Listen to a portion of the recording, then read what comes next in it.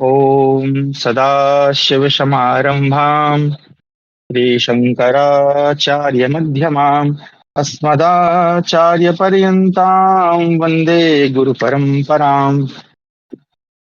वाक्यकारम् वररुचिम् हास्यकारम् पतञ्जलिम् पाणिनिम् सूत्रकारम् च प्रणतोऽस्मि मुनित्रयम्। नमस्ते शारदे देवी काश्मीरपुरवासिनी त्वामहं प्रणौमि नित्यं विद्याबुद्धिश्च देहि मे। गुरुर्ब्रह्मा गुरुर्विष्णुः गुरुर्देवो महेश्वरः गुरुः साक्षात् परब्रह्म तस्मै श्री गुरवे नमः। आप सभी संस्कृतानुरागियों का आज की हमारी संस्कृत अध्यापन की प्रथम कक्षा में हार्दिक हार्दिक स्वागत है। जानकर बड़ी प्रसन्नता हुई कि आप अधिक संख्या में यहाँ उपस्थित हुए हैं और हम ये प्रयास करेंगे कि आप यहाँ से निराश होकर न जाएं। तो आज की जो हमारी कक्षा है वो सर्वप्रथम तो वो कक्षा जो है हमारी अभ्यास कक्षा है और हम यहाँ पर अक्षर आरंभ ही करेंगे ताकि आप लोगों की रुचि संस्कृत में जागे। लेकिन उसके पूर्व मेरा आप सभी से निवेदन है, मैं ये अपेक्षा करके रखता हूँ या मान के चलता हूँ कि आप लोग अपने साथ, क्योंकि हमने पूर्व में ही सूचित कर दिया था कि आप सब अपने साथ एक कॉपी लेकर आएंगे ताकि आप जो पढ़ रहे हैं वो सही विधि से आपके पास पहुंचे, क्योंकि आपको कक्षा में गृह कार्य इत्यादि भी दिया जाएगा।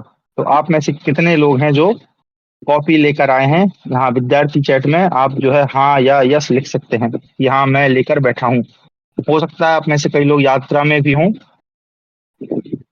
तो वो लोग ना लिखें, लेकिन आप लोग प्रयास करें कि आप घर पे ही रहें और आप कॉपी लेकर आएं। चलिए, मेरे पास बुक है। बुक जी, बुक भी अच्छी बात है, लेकिन एक आपको कॉपी रखना है जिसमें आप अपने नोट्स स्वयं बना सको। ये मेरा सभी से निवेदन है। अगर आपने नहीं ली है तो आज जरूर ले लीजिएगा। एक नई कॉपी आपको बनानी है। आप ये समझें कि आप विद्यार्थी है, मैं ये मान के चलूंगा कि मैं शिक्षक हूँ, भले ही आप आयु वर्ग में मुझसे अग्रज हों या अनुज हों। जी गुरु जी, मैंने लिया है, बहुत बढ़िया। जी हाँ, प्रश्न के विषय में मैं आ रहा हूँ, पहले एक बार मैं कंफर्म कर लूँ कि कितने लोग लेके आए। हाँ, प्रश्न का, हाँ, कक्षा के कुछ नियम हैं आप सभी के लिए जिनको आपको विशेष रूप से ध्यान रखना है। क्योंकि इस बार हमारा प्रयास है कि हम संभाषण को भी सम्मिलित करें ताकि आप संस्कृत न सिर्फ पढ़ना सीखें बल्कि बोलना भी सीखें। तो इसके लिए हमने आपको यहाँ पर माइक की परमिशन दी हुई है। जिनके पास नहीं है वो हमारे जो मॉडरेटर्स हैं, आदरणीय, यहाँ पे आपको दिख रहे होंगे ड्रैकुला जी और जू नाम से पूजा दीदी जी, दोनों आवेदन करेंगे तो आपको माइक की परमिशन दे देंगे। तो आपको कक्षा जब तक चलेगी तब तक आपको प्रश्न नहीं पूछना है। आपको आपके जो भी प्रश्न है, आपके पास कॉपी रहेगी, उसमें आप एक बगल में लिख लीजिए कि मेरा ये प्रश्न है या ये चीज मुझे समझ में नहीं आई। कक्षा के अंत में फिर हमारा 15 से 20 मिनट का एक सेशन होगा जहां पर आप अपने प्रश्न क्रमशः एक एक करके माइक खोलकर पूछ सकते हैं और मैं प्रयास करूंगा कि आप सभी के उत्तर दे सकें। जी हाँ, बहुत बढ़िया, सभी के पास कॉपियां हैं। तो ये अच्छा लगा, प्रश्न का मैंने बता दिया कि आपको प्रश्न किस प्रकार पूछना है। कक्षा के मध्य में इंटरप्ट नहीं करना है माइक खुलकर। और जब भी आप कक्षा में जुड़ेंगे आपको ध्यान रखना है कि आपका माइक जो है वो ऑफ रहे, क्योंकि कई बार आपकी, हो सकता है आप घर में बैठे हैं और आपकी कोई पर्सनल जानकारी भी यहाँ आ जाएगी और हम नहीं चाहते कि आपके साथ ऐसा हो। और साथ ही ये भी हो सकता है कि हमको कक्षा में डिस्टरबेंस होगी। तो आप सभी का पुनः धन्यवाद। चलिए, आज की हमारी जो प्रथम कक्षा है, हालांकि मैं सोच रहा था कि संभाषण से आरंभ करूंगा, परंतु चूंकि यहाँ हम किसी के बारे में जानते नहीं हैं, इसलिए जानना भी नहीं है हमें। आपके जो भी यहाँ पर नाम है वही नाम हम इसको रखेंगे। तो संभाषण की कक्षा हम बाद में दूसरे दिन या तीसरे दिन हम रखेंगे। तो सर्वप्रथम पहला प्रश्न है आप सभी से, क्योंकि पहले मैं जानना चाहता हूँ कि मेरे विद्यार्थी किस स्तर के हैं, उस हिसाब से मैं कक्षा आरंभ करूंगा। तो आप सभी संस्कृत क्यों पढ़ना चाहते हैं, ये जो है आप एक एक वाक्य में यहाँ पर विद्यार्थी चैट में लिखना आरंभ करिए कि आपको क्यों संस्कृत पढ़ना है। जब तक आप लोग लिख रहे हैं तो मैं आपको बताता चलूं कि हमारी कक्षा का जो मुख्य उद्देश्य है वो ये है कि संस्कृत के विषय में कहा जाता है संस्कृति संस्कृताश्रिता, यानी जो हमारी संस्कृति है जिसे हम सनातन संस्कृति कहते हैं वो संस्कृत के आश्रित है। इसलिए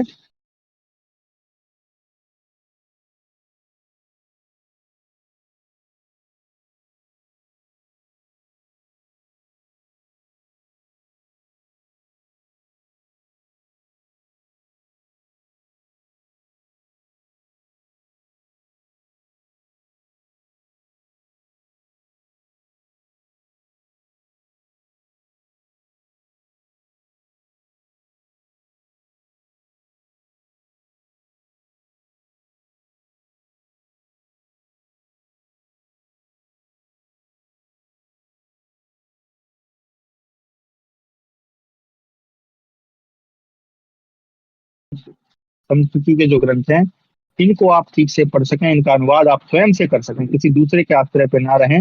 इसलिए जो है हम संस्कृत ग्रंथों को यहाँ संस्कृत कक्षा को पढ़ रहे हैं। चलिए मैं एक एक करके आप सभी के ग्रंथ पढ़ना है जी, बहुत बढ़िया। To understand our scriptures better, very good. शास्त्र और लिटरेचर पढ़ना वैदिक अध्ययन हेतु, बहुत बढ़िया। To understand the Sanskrit shloka, शास्त्रों को पढ़ने एवं अपने भारतीय भाषा को संस्कृत को कंट्री, जी बहुत बढ़िया कहा। ये हमारी भारतीय भाषा और संस्कृत के विषय में कहा जाता है कि सभी भाषाओं की जननी। प्रोवाइड रॉन्ग ट्रांसलेशन, ठीक है। हाँ हेलो नमस्ते आप बाद में करिएगा। शास्त्रों को पढ़ने के लिए और धर्म का सही स्वरूप जानने के लिए, सनातनी हूँ इसलिए संस्कृत पढ़ने की इच्छा रखता हूँ, बहुत बढ़िया। मुझे संस्कृत श्योन में बहुत अच्छा लगता है गुरुजी, अच्छा बहुत बढ़िया। मैं आशा करता हूँ कि आप कक्षा के बाद स्वयं भी संस्कृत न सिर्फ दूसरों से सुनेंगे बल्कि आप स्वयं भी बोलेंगे और हम सबको सुनाएंगे अपने ग्रंथों को पढ़ने के लिए जी। तो सभी का लगभग यही है कि हम संस्कृत ग्रंथों को पढ़ें, क्योंकि कक्षा का मुख्य उद्देश्य ही यही है कि हमारे संस्कृत ग्रंथों को पढ़ें। लेकिन इसके अतिरिक्त आपको मैं कुछ विशिष्ट बात बताना चाहता हूँ कि संस्कृत क्यों पढ़ना चाहिए। तो सर्वप्रथम हम चलते हैं, स्क्रीन शेयर मैं करता हूँ, ठीक है। इसमें आप क्या क्या कर सकते हैं, देखिए आप में से कई सारे ऐसे लोग हैं। एक मिनट, स्क्रीन दिख रहा है कि नहीं? गुलू गुलू जी एक बार माइक खोल के कंफर्म करिए स्क्रीन दिख रहा है मेरा।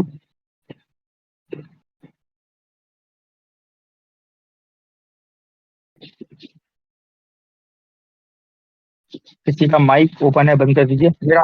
गुलू गुलू जी माइक खोल के एक बार कंफर्म कर दीजिए कि मेरा स्क्रीन दिख रहा है।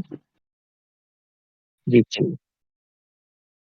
हाँ, तो चलिए, तो संस्कृत हम क्यों पढ़ें इसके लिए आप यहाँ देख सकते हैं, मैंने कुछ यहाँ पर आप में से कई सारे जो हैं, हाँ, ये आप बाद में पूछेगा, जो भी प्रश्न है आप बाद में पूछेगा।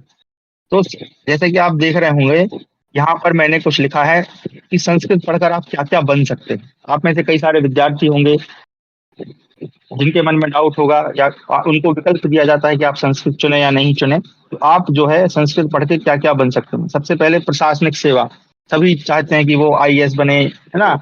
आई क्या बोलते हैं, पुलिस में जो अधीक्षक होता है वो बने। तो आप संस्कृत पढ़ के इसमें बन सकते हैं आईएएस आईपीएस।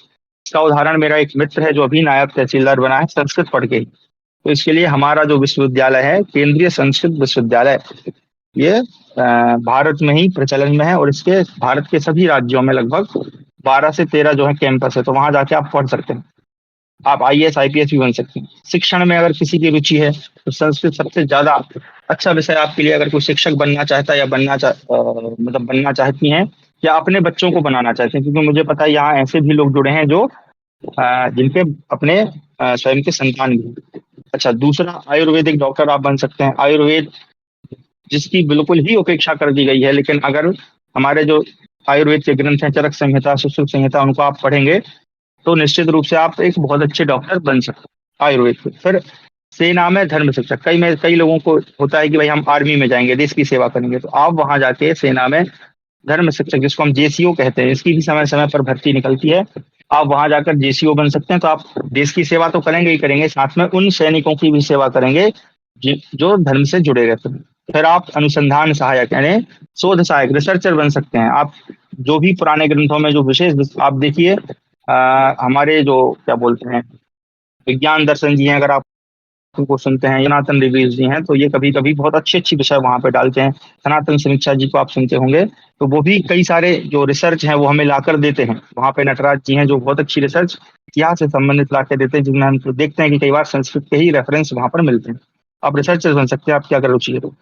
ज्योतिषी आप बन सकते हैं, ज्योतिष विषय को पढ़ के आप, हालांकि गांव में इसका इतना प्रभाव नहीं है लेकिन शहरों में बहुत ज्यादा है। वास्तु सलाहकार बन सकते हैं, आजकल लोग जो है वास्तु के हिसाब से मकान बनाते हैं। तो एक वास्तुविद जो है, आप इसमें न सिर्फ बल्कि मतलब ये नहीं कि हमको सिर्फ ग्रंथ पढ़ना है, बल्कि आप धन भी अच्छा कमा सकते हैं। पहले समय में क्या कहा जाता था हमारे शिक्षा को लेकर कि या शिक्षा सा विमुक्त है, यानी शिक्षा वही है जो हमको मुक्ति प्रदान करे, क्योंकि हमारे मानव मात्र को जन्म लेने का प्रमुख उद्देश्य क्या है, मोक्ष प्राप्ति। परंतु आज के समय में क्या हो गया कि या शिक्षा सा नियुक्त है, यानी ऐसी शिक्षा जो हमारी नियुक्ति करे, यानी हमको कोई नौकरी में लगा दे तो आप उससे धन भी कमा सकते हैं। पुरोहित बन सकते हैं, कर्मकांड कर सकते हैं मंदिरों में आप जाके, फिर अभिलेख शास्त्र और पुरातत्वविद आप बन सकते हैं कि आपको कई सारी पांडुलिपियों के विषय में मिलेगा। अ, अब हमारे एक विद्वान हैं, हमारे बड़े भाई हैं, वो भी इसी में कार्य करते हैं, तो जितने जितने पुराने अभिलेख कभी कभी प्राप्त होते हैं तो उनको बुलाया जाता है पढ़ने के लिए। फिर भाषा अनुवादक, आप भाषा अनुवादक बन सकते हैं, राजभाषा अधिकारी बन सकते हैं, योग शिक्षक बन सकते हैं। योग का तो कितना महत्व है आज के समय में, पूरा देश जो है योग को अपनाने के लिए तैयार बैठा है। 21 जून को हमारे यहाँ अंतर्राष्ट्रीय योग दिवस मनाया जाएगा। फिर पत्रकार वाचक, समाचार वाचक बन सकते हैं डीडी न्यूज पर। डीडी न्यूज अगर आप देखते हैं या देखते नहीं है तो देखिए, वहां पर एक कार्यक्रम ही आता है वार्ता नाम से, वार्तावली या वार्ता नाम से, जो संस्कृत में है पूरा। फिर संपादक बन सकते हैं, लेखक आप बहुत अच्छे बन सकते हैं, क्योंकि जब आपको अन्य कई विषयों का ज्ञान होगा तो आप लेखन कार्य में बहुत दक्ष होते हैं। दार्शनिक, आप अगर आपकी समाज सुधार में आपकी रुचि है तो हमारे कई ग्रंथों में आपको इतने ज्ञान के विषय, इतने समाज सुधार के विषय मिलेंगे कि आप समाज सुधारक बन सकते हैं। फिर संगणक, भाषा और आईटी और कंप्यूटर के विषय में अभी अभी सनातन निवेश जी के चैनल पे एक संस्कृत को लेकर बहुत अच्छी स्ट्रीम हुई थी, जहां पर उन्होंने बताया था कि संस्कृत किस प्रकार से जो है कंप्यूटर के लिए उपयुक्त भाषा है। ये नहीं है कि उसमें हम कोडिंग करेंगे ना, इसको गलत मत समझिएगा, कोडिंग के लिए नहीं, अपितु वो किस प्रकार सहायक है, उसकी जो संरचना है भाषा की, आप आने वाली कक्षाओं में सीखेंगे किस प्रकार वो भाषा विशिष्ट है। संस्कृत क्यों विशिष्ट है ये आप आने वाली कक्षाओं में सीखेंगे, लेकिन कंप्यूटर के लिए उपयुक्त भाषा मानी जाती है। तो ऐसे कुछ इसके अलावा आप देखिए, जो IIT IIM, मैं नाम लेने में अगर गलत बोल रहा हूँ तो क्षमा करिए। तो आईआईटी में अगर आप जाएंगे, कुछ बच्चे तैयारी कर रहे होंगे, तो आप देखिए वहां पर भी, आईआईटी जो बॉम्बे है, वहां पर संस्कृत का एक विशेष रिसर्च चलता है वहां पर, उसमें भी आप जा सकते हैं। चलिए अब हम एक वीडियो देखेंगे 3 मिनट का, जो मैंने उठाया है।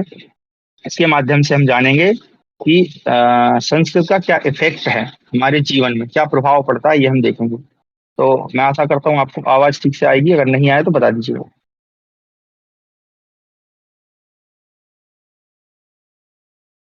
जी अभी नहीं, प्रश्न आप कक्षा के बाद पूछिएगा। जो भी आपके प्रश्न है आप अपनी कॉपी में लिख लीजिए, कक्षा के अंत में आप प्रश्न पूछिएगा। जी आपको आवाज आ रही है? वीडियो की आवाज आ रही है? चलिए, तो हम सभी लोग एक बार, जी जी जी, मैं प्रयास करता हूँ घुमाने का। जी जी जी जी, हाँ अब दिख रहा है। जी चलिए, मैं आरंभ कर रहा हूँ। आप लोग सब ध्यान से वीडियो देखेंगे और समझने का प्रयास करेंगे कि संस्कृत इफेक्ट क्या है। ठीक है, अंग्रेजी में है, मैं आशा करता हूँ आप सब अंग्रेजी जानते होंगे। Extraordinary memory power of the Sanskrit scholars. How can they memorize vast texts such as Vedas and Upanishads as they are and pass it on to the next generation? Now, latest researchers have unraveled this mystery and named the phenomenon as Sanskrit effect. Here's a Doordarshan News exclusive report on Sanskrit effect. Take a look.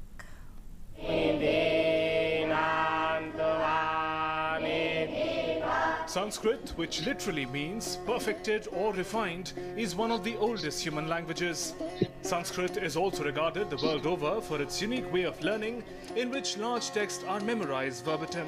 The 4 Vedas, the Upanishads, all have been preserved through this technique.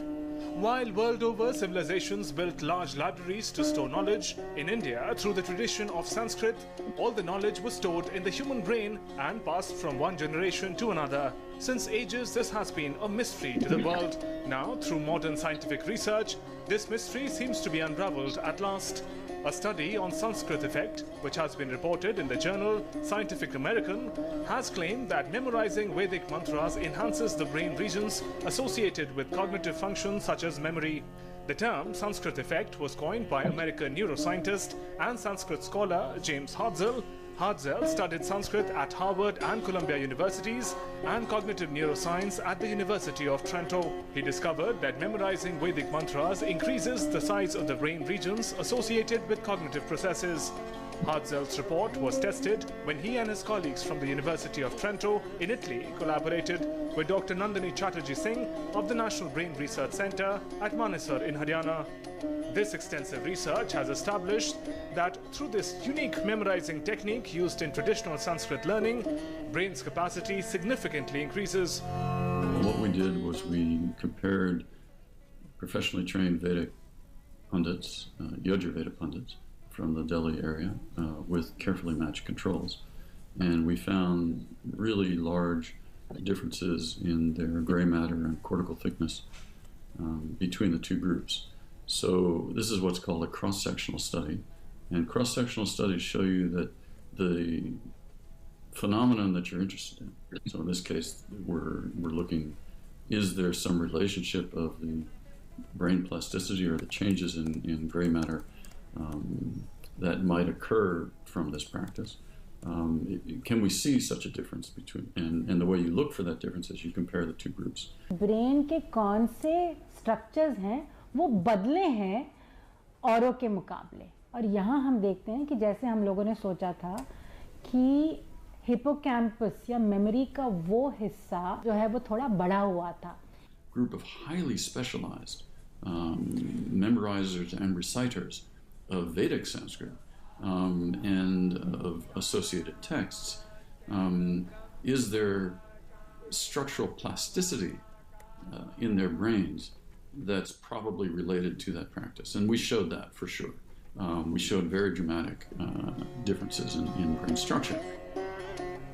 Now we have a scientific evidence to prove why Sanskrit is called the perfect or refined language. Sunil Joshi's report, DD News.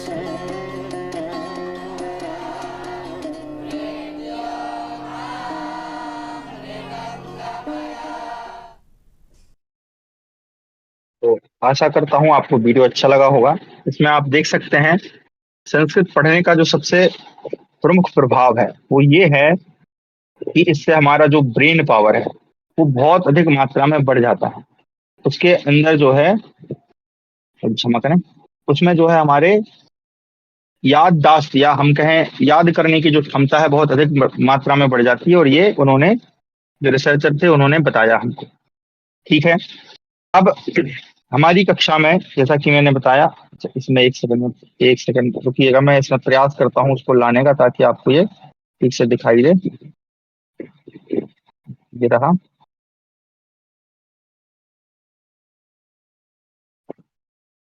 चलिए, तो अब जो हम यहाँ पे जो पढ़ रहे हैं वो हम मुख्य रूप से संस्कृत भाषा तो पढ़ेंगे, लेकिन आप सभी जानते हैं कि किसी भी भाषा का जो प्राण तत्व होता है, अगर भाषा शरीर है तो उसका जो प्राण है वो उसकी क्या होती है, व्याकरण होती है। ठीक है, तो व्याकरण जो है उसकी मतलब बहुत ही सरल परिभाषा है, व्याक्रियन्ते विविच्यन्ते अनेन इति व्याकरणम, यानी जिसके द्वारा जो भाषा हम बोल रहे हैं उसके शब्दों का विवेचन किया जाए या विवरण किया जाए उसे ही व्याकरण कहते हैं।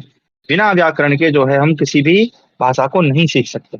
ठीक है, तो इसलिए जो है हमें व्याकरण पढ़ना अति आवश्यक होता है। तो अब आप कल्पना करें कि हमारे जो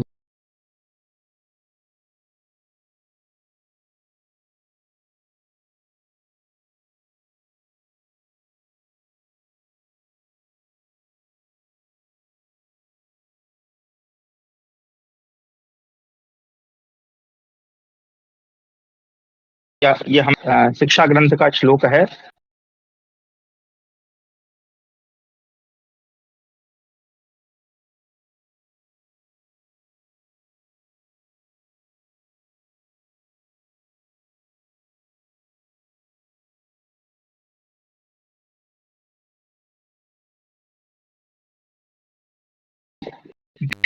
अंग कहा गया है वेदों के अंग। तो जो 6 अंग हैं उनमें से कौन सा अंग क्या है वेद पुरुष में, उसके विषय में यहाँ पे दे रहे हैं। तो कहा छंदा पादौ तो वेदस्य, जो वेद पुरुष है उसको हमने पुरुष के रूप में हमने कल्पना की और उसको कहा कि इसके जो पाद हैं, पाद यानी पैर, क्योंकि 2 होते हैं, यहाँ पे पादौ लिखा है, तो उसके जो वेद के जो पैर हैं वो क्या है, छंद हैं। ठीक है, छंदा यहाँ आप देख सकते हैं। ठीक है, उसके बाद हस्तौ कल्पो पठ्यते। जी,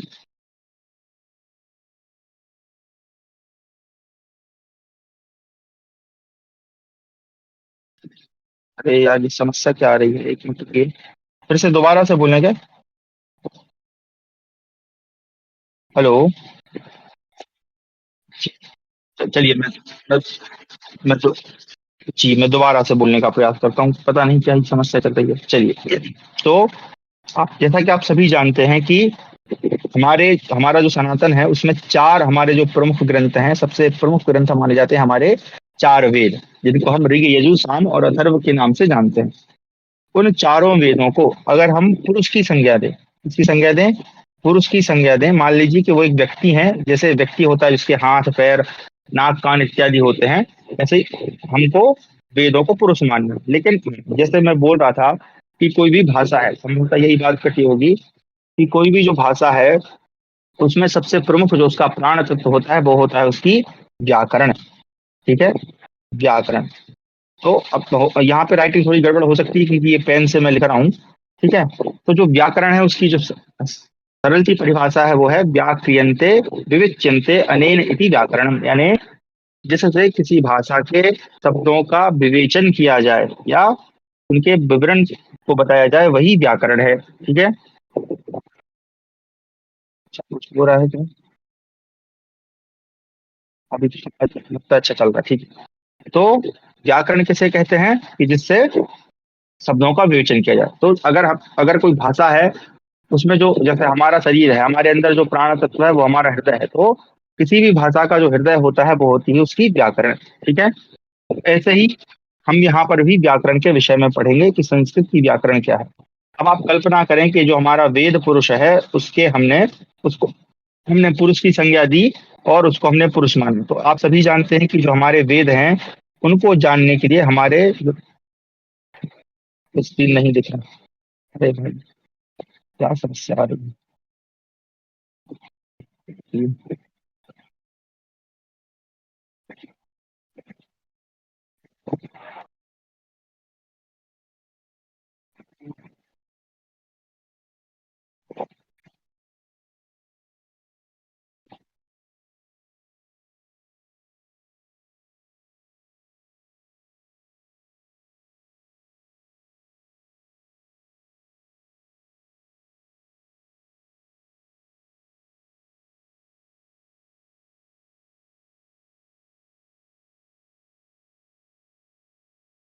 हेलो,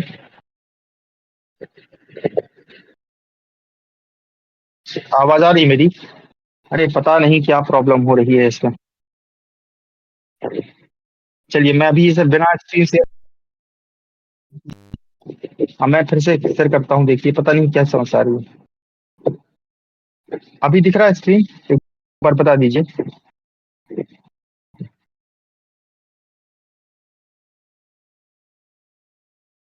दिख रहा है? चलिए तो मैं यहाँ से प्रयास करता हूँ बताने का।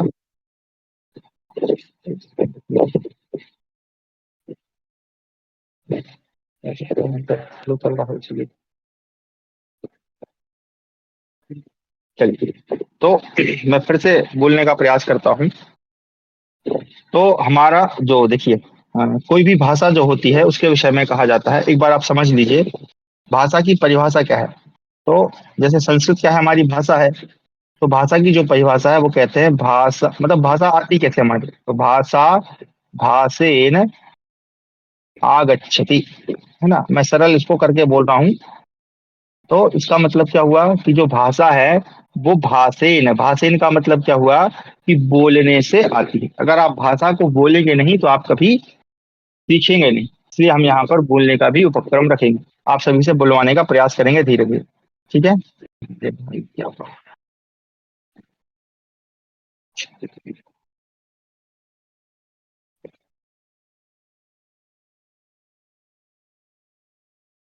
हम्म,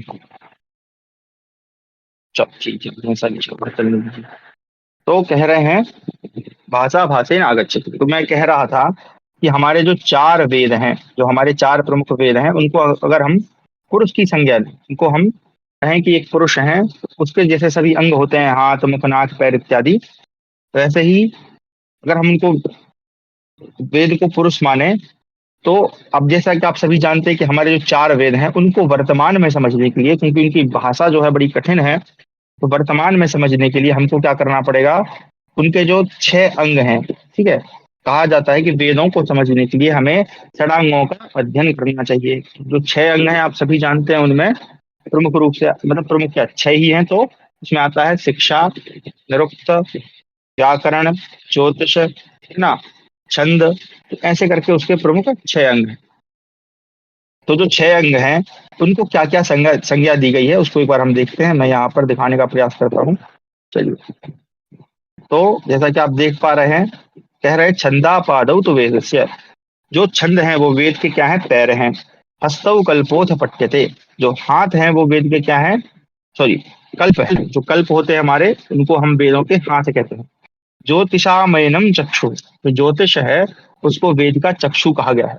निरुक्तम श्रोत्र मुच्यते, और जो निरुक्त है जिसमें वेदों निरुक्त क्या है, वेदों का निर्वचन है, यानी वेदों के व्याख्या ग्रंथ है, या एक प्रकार से वेदों के जो मंत्र है उनके अर्थों को बताता है। तो जो निरुक्त है वो वेदों का क्या है, स्रोत्र यानी कान है।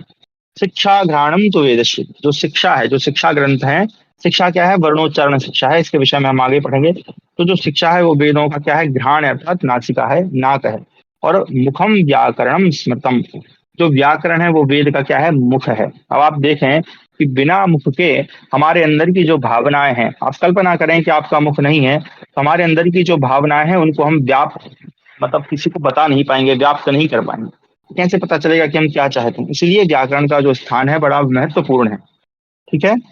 अब यहाँ पर आप अगर देख पा रहे हैं तो यहाँ पर मैंने लिखे हैं कि व्याकरण का प्रयोजन क्या है, व्याकरण क्यों पढ़ना चाहिए, उसका कारण क्या है। तो यहाँ पर हमें 5 प्रमुख इसके जो कारण है वो मिलते हैं कि व्याकरण का क्या उपयोग है। तो कहा गया रक्षो हागम लघ्व संदेहा प्रयोजनम, यानी व्याकरण के 5 प्रयोग हैं। कौन कौन से हैं? रक्षः, है ना, रक्षो लिखा है यहाँ पे। अब ये जो सब प्रयोजन है इनको आप याद कर लीजिए, या चाहे तो नोट बना सकते हैं, क्योंकि बाद में, क्योंकि इन सब में संधि है, जब हम संधि पढ़ेंगे तो आपसे मैं संधि विच्छेद कराऊंगा बाद में।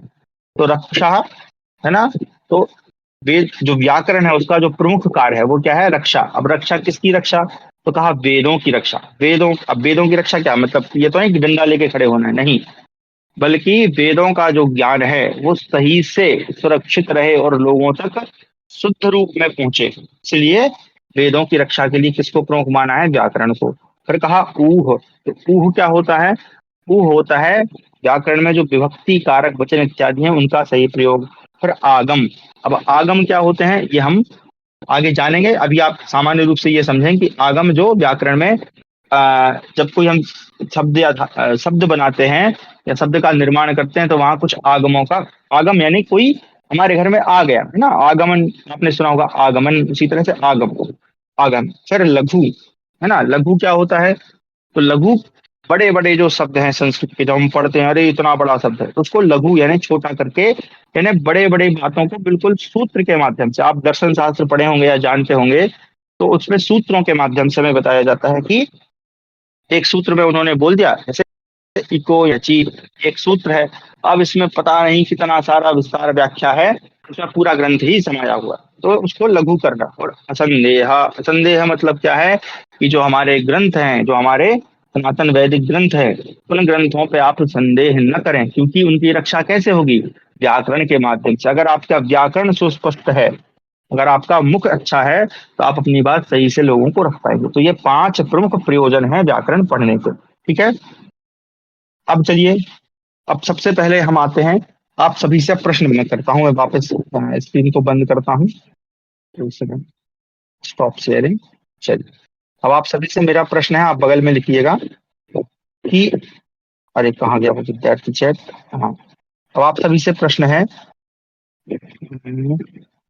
हाँ, कि आप बताइए कि जो कोई भी भाषा है उसकी जो प्रमुख इकाई है, या मैं कहूँ प्रमुख के स्थान पर मैं कहूँ प्रथम इकाई क्या है। आपको क्या लगता है कि किसी भाषा को सीखने के लिए हमें सबसे पहले क्या आना चाहिए, इसके बारे में ज्ञान होना चाहिए।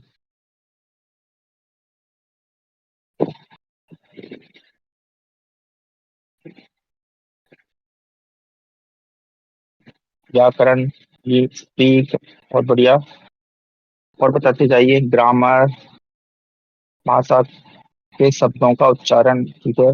अक्षर वर्णमाला, लेटर्स यानी वही अक्षर, स्वर और व्यंजन यानी अक्षर, अल्फाबेट्स यानी अक्षर, रीडिंग आनी चाहिए, बहुत बढ़िया। वर्णमाला, बहुत बढ़िया। तो जिन्होंने वर्णमाला उत्तर दिया है, आप वाकई बधाई के पात्र हैं, आपको अनंत शुभकामनाएं।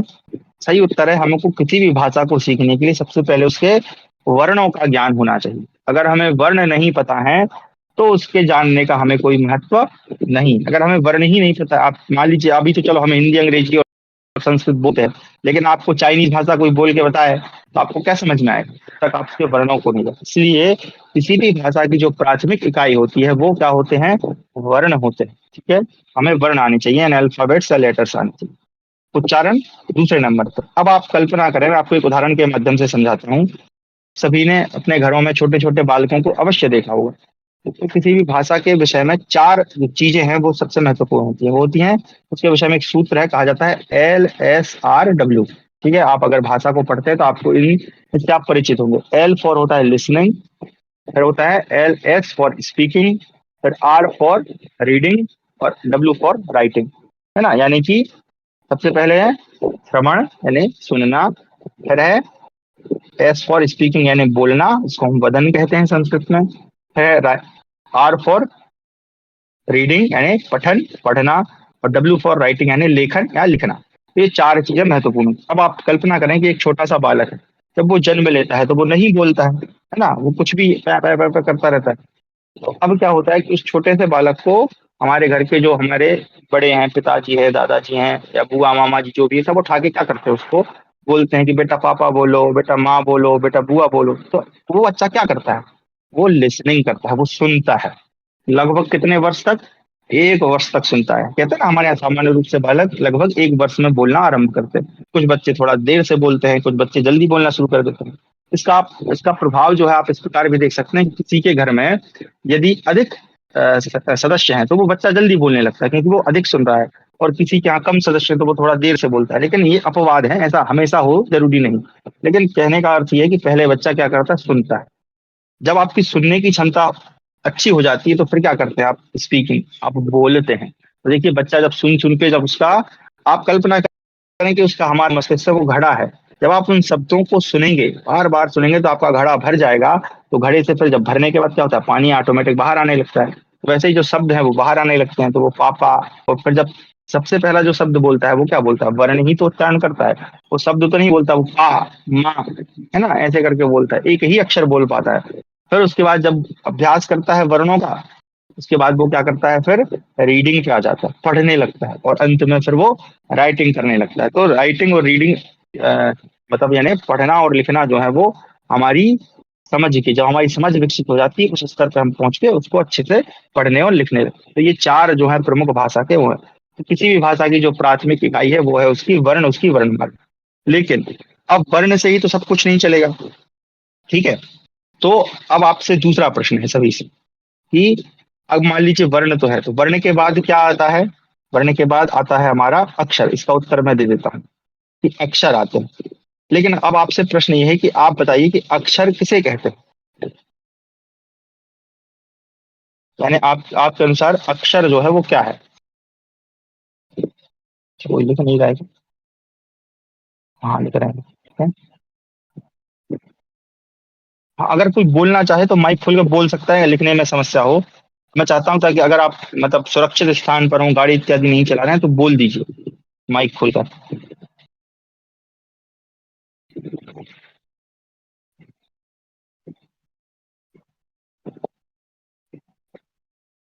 मीनिंगफुल कॉम्बिनेशन ऑफ स्वर एंड व्यंजन, ठीक है, बहुत अच्छी परिभाषा दी है आपने। भाषा के सबसे छोटी इकाई, हाँ वो तो वर्ण है। भाषा की सबसे छोटी इकाई क्या है, वर्ण है, प्राथमिक इकाई वर्ण। लेकिन अक्षर मैं पूछ रहा हूँ, अक्षर, क्योंकि वर्ण से तो काम चलता नहीं है, वर्ण के बाद क्या आता है, अक्षर। यानी अगर आप सामान्य सी जो परिभाषा है कि अक्षर किसे कहते हैं, तो वर्णों के समूह को, है ना।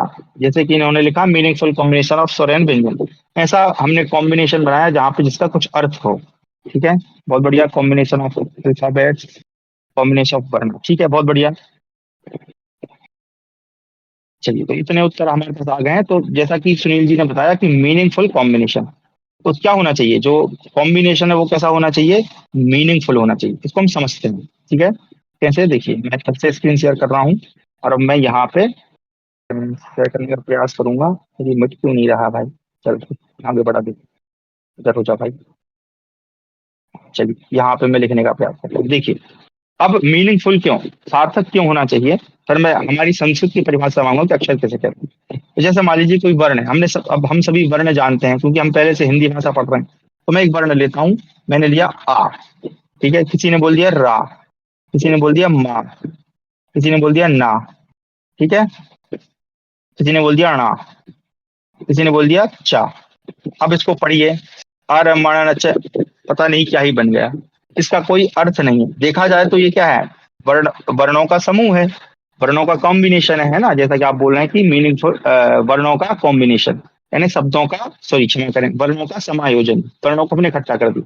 उसी तरह से मान लीजिए कोई बोल रहा है चा, कोई बोल रहा है डा, कोई बोल रहा है नी, कोई बोल रहा है ई, चढ़नी, अब ये क्या है, इसका कोई अर्थ ही नहीं है। तो जब तक वर्णों का जो समूह है, समूह तो हो लेकिन कैसा हो, सार्थक हो। अब जैसे मान लीजिए मैं एक वर्ण लेता हूँ आ और एक लेता हूँ मा, तो ये क्या बन गया हमारा आम। अब ये जो आम है इसका अर्थ है कुछ, एक तो फल हो गया, और एक आप जानते हैं आम आदमी पार्टी है ना, यानी जो सामान्य है उसको आम कहते हैं। तो फल यानी वर्णों का जो समूह तो हो लेकिन कैसा हो, सार्थक हो। यानी अक्षर किसे कहेंगे, अक्षर का मतलब क्या हुआ कि वर्णों का सार्थक समूह, उसे हम अक्षर कहते हैं। ठीक है, ऐसा करता हूँ, आप समझ गए होंगे। ये मिट क्यों नहीं रहा भाई, ऐसे मिटेगा, ठीक है मैं बिल्कुल ऐसे कर देता हूँ, सीधा करके बताना पड़ेगा, पता नहीं क्या ही हो गया भैया। अरे भाई साहब, क्यों नहीं मिट रहे हैं आप? चलो नहीं मिट रहा, वो जाने दो, गुस्सा हो गया है लगता है। हाँ चलिए, तो आप समझ गए। अब आते हैं हमारी जो संस्कृत परिभाषा है, वो अक्षर को क्या कहते हैं, है ना, इसको बहुत जानना जरूरी है। क्योंकि देखिए हमारे यहाँ अक्षर जो है, कहा गया है वेदों में या उपनिषदों में, अक्षरम ब्रह्मा, हमारे यहाँ जो अक्षर है उसको ब्रह्म कहा गया है। ठीक है, अक्षर की तुलना किससे की गई है, ब्रह्म से। और अक्षर की जो सामान्य परिभाषा है वो है ना अक्षरति इति अक्षरः, यानी जिसका कभी क्षरण नहीं होता, जो हमेशा रहता है। आप जो भी बोलते हैं, आपने कहा हाँ तो ये भी आपके उधर है, और आपने कहा नहीं तो ये भी कभी नष्ट नहीं होगा। अब मैं हाँ नहीं क्यों बोल रहा हूँ, क्योंकि हाँ जो है वो सकारात्मक में है और ना जो है नकारात्मक है। तो इसी तरह से अगर आप अपशब्द इत्यादि का प्रयोग करते हैं अपने जीवन में तो बंद कर दीजिए, क्योंकि उनका प्रभाव आपके जीवन में पड़ता है, क्योंकि वो कभी नष्ट नहीं होते हैं। आप अच्छा बोले या गलत बोले, वो आपके आसपास ही रहेंगे वो शब्द। इसलिए हमारे यहाँ कहा गया है कि जो अक्षर है वो क्या है, ब्रह्म है, इसलिए उसको ब्रह्म के समान पूजना चाहिए, कभी गलत अक्षरों का प्रयोग नहीं करना चाहिए। अब अक्षर जो है वो किस प्रकार से हमारे अंदर से निकलता है, ठीक है, उसको हम एक बार समझते हैं। इसका जो श्लोक है वो हमें पाणिनीय शिक्षा में मिलता है। यहाँ पे मैं पढ़ता हूँ और समझाने का प्रयास करता हूँ। आकाश वायु प्रभवा, यहाँ आप नीचे देख रहे होंगे तो, शरीरात समुच्चरन वक्त्र मुपैति नादः, स्थानांतरेषु प्रभज्यमानो वर्णत्वमागच्छति यह सशब्दः, यानी आकाश और वायु के संयोग से उत्पन्न होने वाला नाभि के नीचे से ऊपर उठता हुआ। अब आप ध्यान से समझें कि हमारे अंदर जो शब्द है वो कहाँ से आता है, वो नाभि से। हमारा जो नाभि मंडल है उस पे, हमारे यहाँ आप सभी जानते हैं शरीर में 7 चक्र होते हैं, नाभि में भी एक चक्र होता है, वहां से उठता है। ऐसा नहीं कि हम गले से बोल रहे हैं। वायु आकाश, यानी जो आकाश का मतलब आप यूं, आकाश मतलब ये नहीं जो आसमान दिख रहा है हमें, आकाश हमारे अंदर जो खाली स्थान है वो, और वायु जो हम वायु ग्रहण कर रहे हैं, उन दोनों के संयोग से हमारे नाभि के स्थान से ऊपर की ओर उठता हुआ जो मुख को प्राप्त होता है, जो हमारे मुख तक आता है ना, मुख हमारा जिससे हम बोल रहे हैं, वदन जिसको कहते हैं, उसको नाद कहते हैं। फिर क्या कहते हैं, उसे नाद कहते हैं। फिर किसी का माइक खुला बंद कर दीजिए।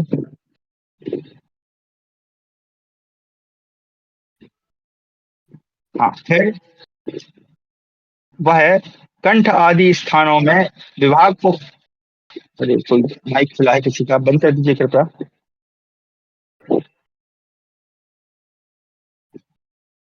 हेलो,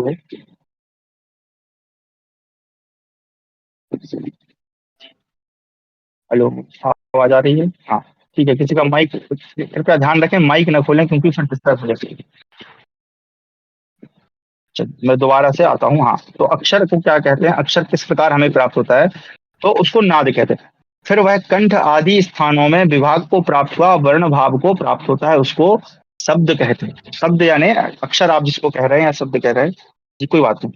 तो कह रहे हैं कि वो कहाँ से आता है, हमारे कंठ। अब कंठ आदि विभाग, अब ये यहाँ पे हो सकता है आपको थोड़ा सा लग रहा हो कि ये क्या है। तो कंठ आदि विभाग को हम आने वाली कक्षा में जानेंगे, कंफ्यूज नहीं होना। यानी कंठ के हमारे जो अलग अलग विभाग हैं उन सभी को छूती हुई जो वायु जब बाहर निकलती है और जब वो वर्ण भाव को, वर्ण वर्ण के भाव को प्राप्त होता है, उसे ही हम अक्षर कहते हैं या शब्द कहते हैं। फिर अब वो कैसे आता है, अब उसका और भी वर्णन आगे कह रहे हैं। तो कह रहे हैं आत्मा बुद्धिया सवेत्यर्थान मनोयुं के विवक्षया मनः कायं महांति स प्रेरयति मारुतम मारुतस्तूरसी चरम मंदम जनयति स्वरम। अब जो स्वर है वो कैसे उत्पन्न होता है, तो कह रहे हैं जीवात्मा बुद्धि से अर्थों की संगति करके। अब मुख तक तो हमारे वो वर्ण पहुंच गया, वो शब्द पहुंच गया मुख तक, लेकिन उसको हम स्पष्ट कैसे करेंगे। तो कह रहे हैं कि जो जीवात्मा है वो अपनी बुद्धि से उसके अर्थों को स्पष्ट करते हुए कहाँ संगति करता है, अपने मन में करता है कि मुझे कुछ बोलना है, मुझे कुछ कहना है, किसी को कुछ बताना है। अब ये मैं बोल रहा हूँ, ये मैं कहाँ से बोल रहा हूँ, अंदर से मेरे नाभि से वो वायु आई, आकाश के संयोग से वो मेरे मुख तक पहुंची, अक्षर वर्ण के भाव को प्राप्त होकर अक्षर को प्राप्त हुई, वो शब्द बना। अब शब्द को जब मुझे कहना है तो वो मेरे मस्तिष्क तक पहुंचेगा और वहां से मन को युक्त करता हुआ यानी मन को शामिल करता हुआ विद्युत रूप जठराग्नि को ताड़ता। अब हमारे जो जठराग्नि है उसको ताड़ित करता हुआ, उसको प्रेरित करता हुआ वह वायु को प्रेरणा देता है। तो हमारे अंदर जो वायु है उसको प्रेरित करता है और वायु उरा स्थान में विचरता हुआ मंद स्वर को उत्पन्न करता है। तो हमारे उरा स्थान, उर का मतलब होता है हृदय, वहां पर जो वायु है उसको प्रेरित करता हुआ या वहां से विचरता हुआ, वहां से घूमता हुआ हमारे स्वर को वो उत्पन्न करता है। तो ये हमारे स्वर की प्रक्रिया है कि स्वर कैसे हमको प्राप्त होता है। और ये प्रक्रिया इतनी तेज होती है, इतनी तीव्र गति से होती है कि हम समझ ही नहीं पाते कि कहाँ से शब्द आ रहा है। अब आपसे कोई पूछे कि भाई शब्द कहाँ से उत्पन्न होता है, तो आप ये पाणिनीय शिक्षा या वर्णोच्चारण शिक्षा का उदाहरण आप उनको दे सकते हैं। ठीक है, तो ये हमारे वर्ण के विषय में था। ठीक है, अब चलिए आज हमारी जो कक्षा है उसका हम जो कहना चाहिए प्रथम पाठ आरंभ करते हैं। थोड़ा आज समय अधिक लगेगा तो आप वैसा मत सोचिएगा कि समय अधिक ले रहे हैं, मैं भी प्रयास कर रहा हूँ कि आपको अधिक से अधिक मिल सके। तो चलिए, सबसे पहला आप सभी के पास कॉपियां होंगी संभवतः, मैं मान के चल रहा हूँ कि आप बहुत सारे लोगों ने यस लिखा था। अगर नहीं लाए हैं तो कृपया ले आइएगा। कोई भी एक दूसरे को नोट शेयर नहीं करेगा, क्योंकि फिर मैं कल प्रश्न पूछूंगा तो जिन्होंने नो लिखा था या जिन्होंने नहीं लिखा उन्हीं से पूछूंगा, इसलिए आपके पास कॉपी अवश्य होनी चाहिए। तो हमारा जो आज का पहला पाठ है वो है वर्ण, या आप कहें वर्णमाला, या आप अपनी हेडिंग लिख लीजिए कॉपी में। और अब पढ़ना हम आरंभ करते हैं। ठीक है, तो आप सभी हिंदी पढ़ते हैं, अंग्रेजी पढ़ते हैं और भी कई भाषाओं के आप ज्ञाता हैं। आप सभी जानते हैं उसमें कई तरह के वर्ण होते हैं। अब संस्कृत में कितने वर्ण होते हैं, तो इसके विषय में कहा जाता है कि या तो 63 या 64, ये इतने वर्ण होते हैं। अब 63 64 कैसे होते हैं, हम आगे आप लोग गणना कीजिएगा। ठीक है, इतने वर्ण हमारी संस्कृत भाषा में होते हैं। अब सबसे पहले आप सभी जानते हैं जो वर्ण है इनके हम दो विभाग करते हैं। थोड़ा पेन सही नहीं चल रहा है तो राइटिंग थोड़ा समझ लीजिएगा। ठीक है, ब्लैक बोर्ड पे मेरी राइटिंग भी अच्छी आती है। तो सबसे पहले जो वर्ण है उनको हम दो भागों में बांटते हैं। पहले हैं स्वर, संस्कृत में हम कहेंगे स्वराह, ये बहुवचन में है क्योंकि बहुत सारे हैं। उसी तरह से दूसरा हमारा है व्यंजन, उनको हम संस्कृत में कहेंगे व्यंजनानी। ठीक है, ये भी बहुत सारे हैं, तो व्यंजनानी स्वराह व्यंजन। आप हिंदी में लिखना चाहें तो लिख सकते हैं ब्रैकेट में नीचे स्वर, यहाँ पे आप लिख सकते हैं व्यंजन। ठीक है, और लिखिएगा इसी प्रकार से जैसे मैं लिख रहा हूँ। कई लोग इस प्रकार से लिखते हैं ऐसे हिंदी में। अच्छा, जिनको हिंदी नहीं आती है या जो हिंदी भाषी नहीं है वो भी घबराए नहीं, आप धीरे धीरे सीख जाएंगे, क्योंकि मैंने कहा कि भाषा जितना आप सुनेंगे उतना आप जल्दी सीखेंगे। तो इस प्रकार से लिखना गलत है। ये क्यों गलत है वो आप स्वयं सीखेंगे, आप स्वयं मुझे बताएंगे जब हम व्याकरण पढ़ेंगे। ठीक है, जब संधि पढ़ेंगे, लेकिन आपको लिखना इस प्रकार से व्यंजन। तो दो विभाग हैं, एक है स्वर, एक है व्यंजन। ठीक है, अब जो स्वर हैं उनकी परिभाषा है स्वयं राजन्ते, स्वयं राजन्ते इति स्वराः। ठीक है, स्वयं राजन्ते इति स्वराः। ठीक है, यानी कि जो राजंते जो शब्द है आप इससे परिचित होंगे, विराजमान हम कहते हैं ना, हमने भगवान को विराजमान किया, तो इसमें वो विराज जो है वही है, ये राजंते, विराजंते इस प्रकार से भी कह सकते हैं। तो जो स्वयं से विराजमान होते हैं, यानी जिनको बोलने के लिए, जिनका उच्चारण करने के लिए हमें किसी दूसरे की आवश्यकता नहीं, जो स्वयं के राजा हैं, वही क्या होते हैं, स्वर होते हैं। ठीक है। और व्यंजन क्या होते हैं, व्यंजन की परिभाषा है, या इसको मैं हिंदी में ही बता देता हूँ, ये परिभाषा इत्यादि हमें लिखने की आवश्यकता नहीं है, बस जानना जरूरी है। तो व्यंजन क्या है, तो व्यंजते अनेन इति व्यंजनम, या स्वरेण, या हम कहें स्वरेभ्या व्यंजते, जो स्वरों के द्वारा, जो स्वरों से व्यंजित होते हैं, यानी जो स्वरों से प्रकाशित होते हैं, जिनकी व्यंजना, व्यंजन का अर्थ क्या होता है, एक दूसरा अगर हम अर्थ करें तो दूसरा अर्थ होता है प्रकाश, प्रकाशित होना, चमकना, है ना, व्यंजना तो हम कहते हैं। और व्यंजना एक लक्षण भी होता है साहित्य में। तो जिन ऐसे ऐसे वर्ण जिनको बोलने के लिए, जिनका उच्चारण करने के लिए हमें स्वरों की आवश्यकता होती है, उन्हें हम क्या कहते हैं, व्यंजन कहते हैं। ठीक है। तो ये दो परिभाषा हैं स्वर और व्यंजन की। मैं थोड़ा सा फास्ट चल रहा हूँ क्योंकि हमने भूमिका में अधिक समय लिया था। ठीक है। अरे भाई अच्छा, ये ए से मिटेगा, अभी समझ में आया मेरे को। ओके ओके चलिए। हाँ अब आते हैं, सबसे पहले हम स्वर पढ़ी है, तो व्यंजन हम कल पढ़ेंगे। सबसे पहले हमारे स्वराह। ठीक है। अब मैं जिस प्रकार से लिख रहा हूँ, देखिए आपने जिस प्रकार से पढ़े होंगे मुझे ज्ञात नहीं है, लेकिन अब हम जिस प्रकार से पढ़ेंगे आपको उसी प्रकार से स्वरों को समझना। आप इनके 3 विभाग करेंगे, है ना। इनके जो भेद है वो कितने होते हैं, स्वरों के 3 भेद होते हैं, ह्रस्व, दीर्घ, और नंबर 3 पर आता है संयुक्त। ठीक है। ये 3 विभाग हमको बनाने हैं, आप इसी प्रकार से लिखने का प्रयास करिए अपनी अपनी कॉपी में। ये जब सबसे पहले जो स्वरा हैं उनको हम कितने भागों में बांटते हैं, 3 भागों में। कौन कौन से, ह्रस्व, दीर्घ और संयुक्त, ये 3 इनके विभाग। चलिए अब सबसे पहले जो ह्रस्व हैं इनमें हम लिखेंगे आ, ई, उ, री, और एक जो स्वर है वो है लुरी, या इसको कई स्थानों में लुरु भी पढ़ते हैं ना। हम चूंकि हमारे यहाँ जो है ई लगा के बोलते हैं, इसलिए लुरी कहा जाता है। तो ये ह्रस्व स्वर है, आ, ई, उ, री, लरी। ठीक है। इन चारों से तो संभवतः आप परिचित होंगे, 1 2 3 4, ये 4 से आप संभवतः सभी परिचित होंगे। परंतु जो अंतिम स्वर है ये लरी, इससे आप संभवतः परिचित नहीं होंगे। ये जो लरी है इसका प्रयोग आजकल जो है बहुत, आजकल क्या मतलब काफी समय से बहुत ना के बराबर हो गया, तो देखने को भी नहीं मिलता। इसका प्रयोग हमें वेदों में अधिक देखने को मिलता है। ठीक है। तो इसलिए वैदिक प्रयोग इसका बहुत अधिक होता है। चलिए आगे हम लिखते हैं दीर्घ स्वर। तो जो आ है इसका जो दीर्घ है वो है आ। ठीक है। इसके नीचे ही लिखिएगा। फिर जो ई है इसका दीर्घ है ई, जो ऊ है इसका दीर्घ है, इसका दीर्घ है ऊ, और जो री है इसका दीर्घ है मैं 1 और 1 2। इसको बनाने का एक बार मैं बता देता हूँ, कई लोग इसको बना नहीं पाते हैं। देखिए आपको इस प्रकार बनाना है, एक सेकंड तो बताएं पहले। चलिए सीधा डंडा खींचिए, जैसे हम त्रा बनाते हैं ऐसे बनाइए। तो यहाँ पे एक सीधा डंडा, और जैसे हम दाग से लिखते हैं वैसे, और नीचे 1 मात्रा, तो ये ह्रस्व हो गया, और 2 मात्रा ये दीर्घ हो गया। ठीक है। इस प्रकार से हम री स्वर बनते हैं। ये हमारा री स्वर हो गया। अब आते हैं हमारे नंबर 4 पर।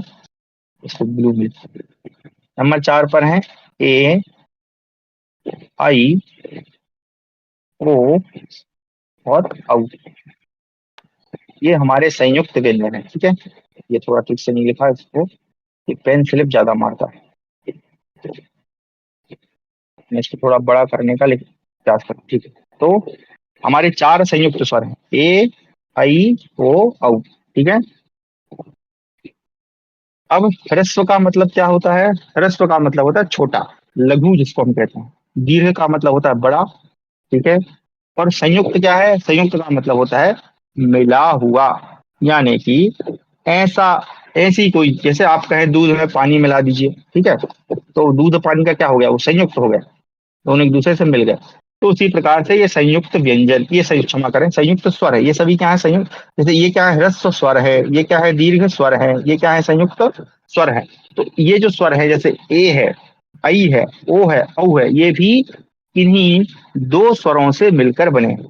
और ये चूंकि स्वर है इसलिए स्वरों से ही मिलकर बने, इनमें व्यंजन कहीं नहीं है। ठीक है, इस बात का ध्यान रखिए कि इसमें कहीं पर भी व्यंजन नहीं, इसमें केवल स्वर ही स्वर है।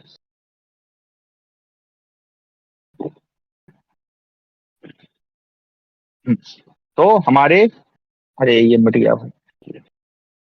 तो चार क्षमा करें, अब गिनती करिए, पांच हमारे ह्रस्व स्वर हैं, आ ई उ री री।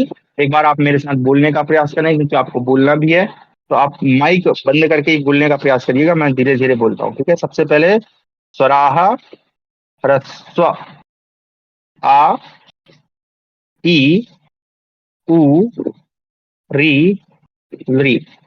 ठीक है, फिर दीर्घ में हम आते हैं, आ ई उ री। संयुक्त में है ए आई ओ औ। एक बार हम साथ में बोलेंगे, ठीक है, एक बार मैं पांचों साथ में बोलूंगा, आप लोग पांचों साथ में बोलने का प्रयास करिए। तो सबसे पहले सराहा ह्रस्व, आ ई उ री री। फिर से बोलता हूँ, आ ई उ री री। ये हमारे पांच ह्रस्व स्वर हैं, कितने हैं टोटल, पांच। ठीक है, इनको ध्यान से याद रखिएगा, कल पूछूंगा। दीर्घ चार हैं, कितने हैं, चार। दीर्घ में आ ई उ री, ये चार हमारे दीर्घ स्वर हैं। संयुक्त स्वर कितने हैं, चार हैं, ए आई ओ औ। ये चार हमारे दीर्घ स्वर। टोटल कितने हो गए, पांच चार नौ और चार 13। तो टोटल स्वर कितने हमारे संस्कृत में, 13 स्वर है। ठीक है, अच्छा यहाँ पर कई लोगों को कंफ्यूजन ये हो सकता है कि भाई हम तो हिंदी में पढ़ते आए हैं, या मुझे नहीं पता आप कौन कौन सी भाषा के वो हैं जानकार। ठीक है, हम आगे प्रयास करेंगे कि आप में से कोई अच्छा भाषा का जानकार होगा तो हम अन्य भाषाओं को भी सीखेंगे, क्योंकि सभी भाषाओं का सम्मान हमें करना चाहिए। तो वहां आप अगर हिंदी में पढ़ते होंगे तो वहां पर आप पढ़ते होंगे अम आहा। ठीक है, ये दो चीजें और आप पढ़ते होंगे एक्स्ट्रा स्वरों में, वो संस्कृत में नहीं है। ये अम और आहा यहाँ पर स्वर नहीं, मतलब ऐसा नहीं कि अम और आहा नहीं है, ये दोनों हैं परंतु इनको स्वर नहीं माना जाता है। ठीक है, इस बात का ध्यान रखिए, अम और आहा यहाँ पर स्वर नहीं है, बल्कि इनको हम आगे अयोग वाह इसमें पढ़ेंगे, जब आपको पढ़ाएंगे तब बताएंगे। ठीक है, तो आज हमने स्वर के विषय में जाना। सबसे पहले एक बार हम फिर से रिवीजन करते हैं कि आज हमने क्या क्या सीखा। सबसे पहले हमने जाना कि जो संस्कृत इफेक्ट है वो क्या है, पहले हमने जाना कक्षा के उद्देश्य क्या है। दूसरा हमने जाना कि संस्कृत इफेक्ट क्या है, उसका प्रभाव क्या पड़ता है, संस्कृत पढ़ने से आप क्या क्या कर सकते हैं, या आपके बच्चे भी क्या क्या बन सकते हैं संस्कृत पढ़ने का। क्योंकि जब संस्कृत कोई पढ़ने को सुनता है तो वो यही सोचता है कि ये तो भैया पंडित जी है, किसी मंदिर में घंटी बजा रहे हैं। ऐसा नहीं है, आज आप संस्कृत पढ़ के आईएएस आईपीएस भी बन सकते हैं। जहां तक इतना, क्योंकि वो सबसे कठिन और सबसे बड़ी परीक्षा मानी जाती है, तो वो भी आप बन सकते हो, जो आप बनना चाहें आप बन सकते हो। उसके बाद हमने देखा संस्कृत इफेक्ट क्या है, तो उसका बुद्धि पर किस प्रकार, जब हम वेदों का उच्चारण करते हैं, वेदों के मंत्रों का पाठ करते हैं, तो किस प्रकार से प्रभाव पड़ता है। उसके बाद हमने जाना अक्षर किसे कहते हैं, वर्ण किसे कहते हैं, अक्षर की परिभाषा क्या है। अक्षर को हमारे यहाँ ब्रह्म कहा जाता है। और अंत में हमने स्वरों के विषय में जाना। संस्कृत में कुल जो भाषा की प्रथम इकाई है वो वर्ण है।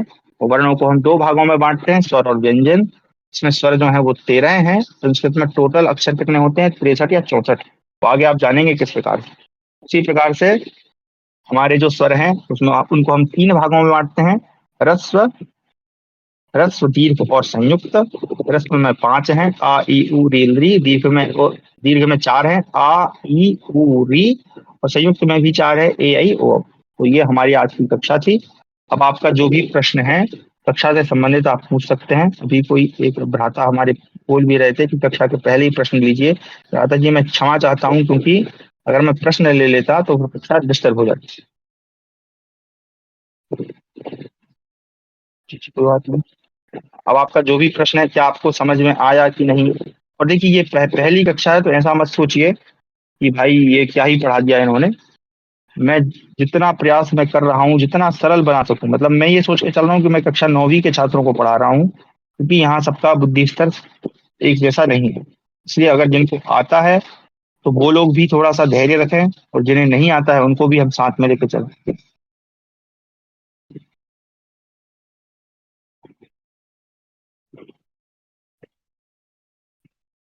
अंश जी कहाँ गए? जी जी, अंश जी आप बोल सकते हैं।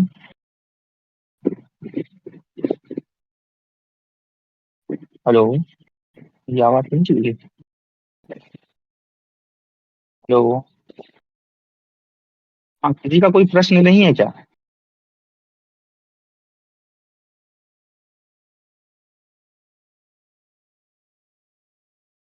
हम्म, हाँ, उसका उच्चारण है लृ। हम उसको लृ बोलते हैं। भारत के कई राज्यों में उसको लृ भी पढ़ा जाता है। जैसे आप बंगाल में जाएंगे या उड़ीसा जाएंगे या साउथ में जाएंगे तो वहां वो लृ बोलते हैं, यानी ला के साथ ऊ का उच्चारण करते हैं, और रा, यानी ला रा ऊ, तो लृ बोलते हैं। मध्य भारत में या उत्तर भारत में इसको हम लृ बोलते हैं, ला रा और ई। ठीक है, इस प्रकार से इसका उच्चारण किया जाता है, लृ या लृ, आप जो बोलना चाहें बोल सकते हैं। स्थान भिन्नता के कारण तो अर्थ में कोई अंतर नहीं है। ठीक है, री का उच्चारण भी जी, री का उच्चारण है ह्रस्व री का है, और दीर्घ री का है री। कल देखिए, आज आपका जो भी डाउट रहेंगे ना, कल मैं आपको बताऊंगा कि हम जब उच्चारण पे आएंगे, क्योंकि इस बार हम एक ये भी सीखेंगे कि उच्चारण क्यों जरूरी है। ठीक है, वो कल की कक्षा में आपको सबसे पहले यही बताएंगे, क्यों उच्चारण शुद्ध करना आवश्यक है। जब आप व्यंजनों को पढ़ेंगे तो वहां उच्चारण के विषय में जानेंगे। और अगले आने वाली जो कक्षा है वो एक एक कक्षा तो हमारी सिर्फ उच्चारण पे ही रहेगी, क्योंकि मैं चाहता हूं कि आप सभी शुद्ध उच्चारण करें। अच्छा, उसके लिए सबसे पहले आपको मैं एक चीज देता हूँ, ठीक है? कुछ शब्द मैं देता हूँ, आप लोग चाहें तो नोट कर ले और इनको उच्चारण करिएगा। ठीक है, जैसे आप लिख लीजिए कक्षा, ठीक है, उद्योग, लिखना है तो लिखते जाइए, कक्षा, उद्योग, उपनिषद, उपनिषद, ठीक है, फिर लिख लीजिए वेद, ठीक है, फिर लिख लीजिए सरकरा, सरकरा, ठीक है, ये लिख लीजिए, फिर लिखिए सर्प, सरकरा सर्प, कक्षा, उपनिषद, उद्योग, सरकरा, सर्प, वेद, ठीक है। ये हमने 6 शब्द दिए, इनको आप लिख लीजिए। और अभी आपके पास 2 दिन है, इनका उच्चारण आप सीख के आइएगा, मैं आप सभी से इनका उच्चारण कराऊंगा कक्षा के पहले और कक्षा के बाद में। ये 6 वर्ण है। अच्छा, कल का होमवर्क क्या है, गृह कार्य है कि सबसे पहले तो आपको कक्षा में आने से 5 मिनट पहले आपकी कॉपियों का जो इस फोटो है, क्या नाम है, गुलू गुलू जी, आप जो है ये फोटो अलाउड भेजना अलाउड कर दीजिएगा। यहाँ पे फोटो खींच के भेजना है सबको, है ना? आपका जो भी ये क्या नाम है इसका, ये डिस्कॉर्ड वाला जो नाम है वो उसके ऊपर लिख दीजिएगा, कॉपी के ऊपर, कि मैं फलाना, जैसे नारायण सुता विजयाश्री जी हैं, स्नोई हैं, टायसन, अब ये पता नहीं अक्काडियन लिखा है, ठीक है, या सुनील जी हैं या अरवन नारी जी हैं, अपना वो डिस्कॉर्ड वाला नाम ऊपर, और वो जो आपने लिखा है वो उसकी फोटो आप यहाँ पे भेजेंगे। मैं कल चेक करूंगा सबका। कक्षा के बाद क्या बोला था, कक्षा का बाद, कक्षा के बाद, हाँ, कक्षा उपनिषद, उद्योग, उद्योग लिखा है, उद्योग। तो कल आप जो है कक्षा के पूर्व ही, मतलब 10 मिनट पहले ही आप अपने स्क्रीनशॉट डाल दीजिए, ताकि मैं कक्षा के पहले ही चेक कर लूं कि आपने सही लिखा है या गलत लिखा है, क्योंकि सही लिखना बहुत ज्यादा जरूरी है। तो जिसने गलत लिखा होगा उसका मैं सही करा दूंगा, और जिन्होंने कॉपी नहीं बनाई है, हाथ जोड़ के निवेदन है, कृपया बना लें। मैं आपको 100% ये बोलता हूँ कि आप जो है, आपका जो क्या बोलते हैं आत्मविश्वास है वो बढ़ जाएगा। आपको सब कॉपी कॉपी को देखेंगे कि मैंने क्या सीखा है, तो आपको सर्प के पहले सर करा, हाँ सर करा मैं लिख के दे देता हूँ आपको, लिखिए, लगता है इसके उच्चारण में थोड़ा भेद हो, मैं लिख देता हूँ सर करा, ये इस प्रकार। एक बार मैं लिख देता हूँ सारे शब्द लिख लीजिए। पहले था कक्षा, उपनिषद, ठीक है, उद्योग, श उपनिषद उद्योग, अब मैं ही भूल गया। ठीक है, सरकरा, हाँ सर्प, एक और था, श उपनिषद सरकरा सर्प वेद। ठीक है, ये 6 शब्द थे। हाँ जी, ये 6 शब्द हैं, इनको आपको लिखना है और इनका उच्चारण सीखना है। फिर जब हमारी उच्चारण कक्षा होगी 2 दिन के बाद होगी, वो कल तो नहीं हो पाएगी, 2 दिन के बाद जो है, हाँ इनका म्यूट हटा दीजिए, 2 दिन के बाद आपको जो है इन 6 शब्दों का उच्चारण मैं आपसे पूछूंगा सभी से, ठीक है। हाँ, जी जी बिल्कुल, स्वागत है, पूछिए।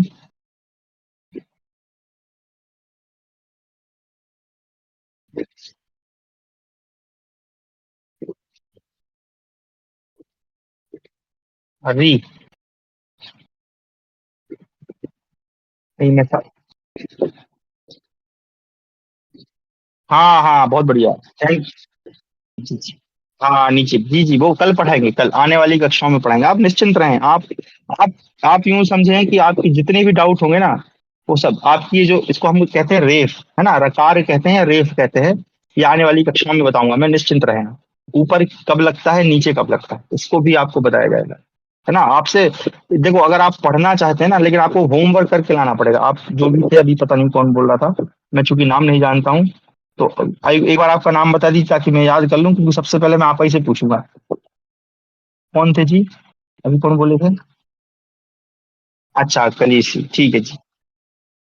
अच्छा जी जी, एडम लिखा है आपको, कलीसी एडम, हाँ सबसे पहले आपसे ये पूछूंगा मैं कि जब आपको मैं ये पढ़ा दूंगा, इसको हम रेफ कहते हैं, इसका ऊपर वाली रेफ का क्या उपयोग है और नीचे वाली रेफ का क्या उपयोग है, सबसे पहले आपसे होमवर्क चेक कराएंगे जी।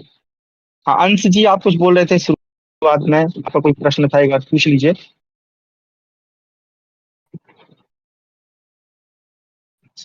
संभवतः नाराज हो गए, अगर आप नाराज हैं तो क्षमा करिए जी। मैं प्रश्न अगर एक बार ले लेता हूं तो फिर सब लोग प्रश्न पूछेंगे, अच्छा नहीं लगेगा। चलिए, सभी को धन्यवाद जुड़ने के लिए।